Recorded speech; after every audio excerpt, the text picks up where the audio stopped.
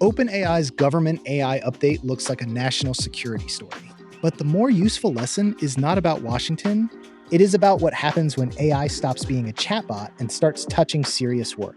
Customer records, source code, security alerts, public services, financial workflows, internal decisions. The pattern is the same at every scale. The model becomes useful when it gets access, and the risk rises for exactly the same reason. So the real question is not whether your team should use AI. It is whether you have built the control layer before you connect it to anything that matters.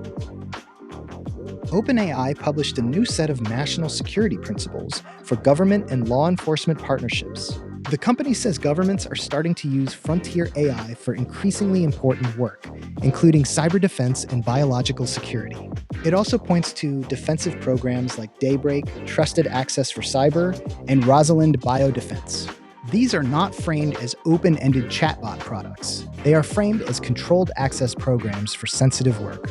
That distinction is the whole story.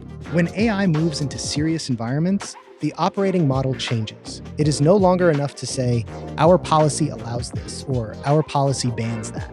A policy describes intent. A control layer decides what the system can actually see, touch, change, log, escalate, and refuse. The tension is simple. Most teams want AI to be more useful, but they do not want the accountability that comes with making it more useful. Low-risk AI can answer questions in a box. Serious AI needs data, tools, permissions, memory, workflow context, and sometimes the ability to trigger actions. That is where things get uncomfortable. If an AI can read your support tickets, it can expose customer data.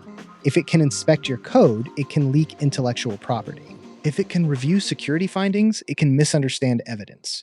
If it can draft legal or financial responses, it can create decisions people assume have been approved. This is why the phrase human in the loop is too vague. Which human, at what point, before which action, with what evidence, and what happens if the human is unavailable? Without those answers, human oversight becomes theater. The practical move is to design the control layer before the AI workflow goes live. Start with scope. What can the model read? What can it never read? What can it write? Which tools are available only in draft mode? Which actions are blocked completely? Then define approval gates. A model can propose a patch, but a person approves production. A model can summarize a customer case, but a person approves refunds, legal replies, and account changes. A model can flag a security issue, but a person reviews the evidence before remediation. Then add logs that are actually useful after the fact. Prompt, model, user, tool call, file, approval, output, and timestamp. The AI did it is not an incident report. It is a sign that the system was not designed well enough to operate. This is where the government example becomes useful for normal companies. OpenAI's own framing repeatedly points to trusted access, defensive users, controlled capability release, human judgment, and accountability. You do not need to copy the politics. You should copy the operating pattern. The result of a good control layer is not slower AI adoption. It is faster adoption with fewer surprises. Teams know which workflows are safe to automate. Reviewers know where they need to step in.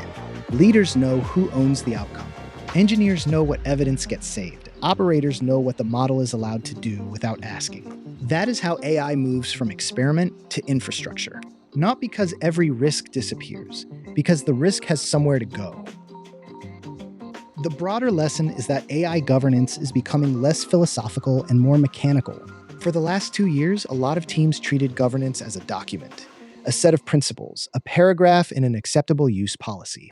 A meeting where someone says, we need humans involved. That is not enough for the next phase. As AI gets closer to real workflows, governance becomes product design, system architecture, permissioning, logging, escalation, and incident response. It becomes the boring machinery that lets useful systems run without pretending they are harmless. The teams that move fastest with AI will not be the ones with no brakes. They will be the ones that know exactly where the brakes are, who can release them, and what gets recorded when they do.